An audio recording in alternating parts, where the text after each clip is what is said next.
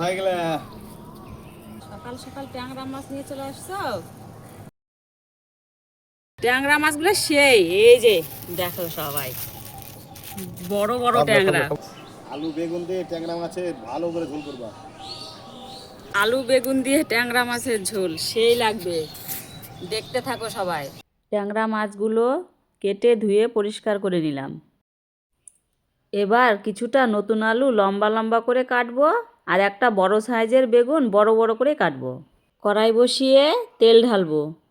মাছে নুন হলুদ গুঁড়ো দিয়ে মাছগুলো শক্ত করে ভেজে নামাবো।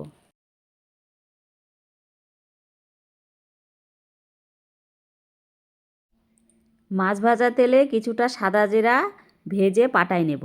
বেশ কিছুটা তেল দিয়ে কেটে রাখা বেগুন অল্প নুন হলুদ গুঁড়ো দিয়ে হালকা ভেজে তুলব।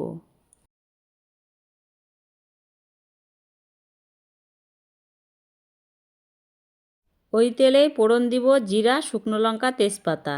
কেটে রাখা আলু নুন হলুদ দিয়ে নেড়ে চেড়ে ঢেকে ঢেকে ভাজবো।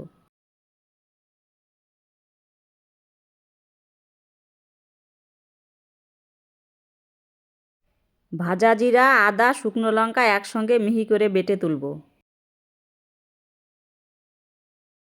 আলুগুলো অর্ধেক সেদ্ধ হয়ে গেলে বাটা মশলা ভেজে রাখা বেগুন দিয়ে নেড়ে চেড়ে মেশাবো। মেশানো হলে ঝোলের জন্য জল দিয়ে ফোটাবো। ঝোল ভালো করে ফুটলে ভেজে রাখা মাছ দিয়ে আরও 2 মিনিট ফোটাবো। মাছ দিয়ে 2 মিনিট ফোটানোর পর ধনেপাতা কুচি দিয়ে নেড়ে চেড়ে ঢেকে রাখবো।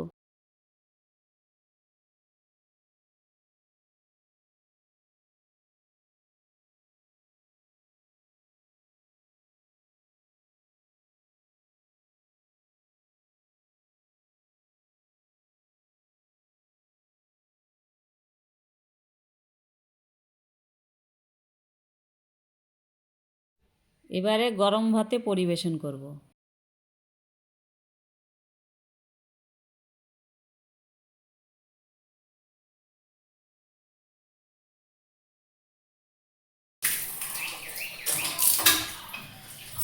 ওই নৌকা ট্যাংরা